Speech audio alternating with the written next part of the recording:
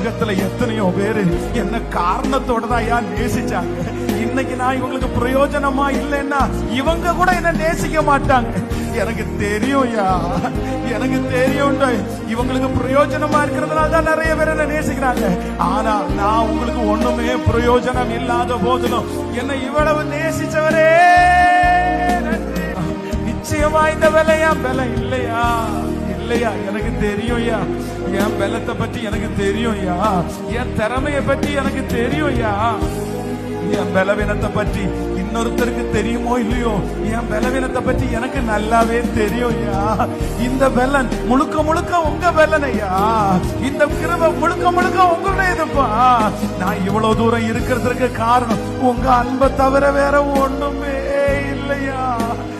என்ன எந்த காரணத்தோடையும் நீ நேசிக்கல, என்ன காரணமே இல்லாம நேசிச்சிட்டீங்களே அப்பா.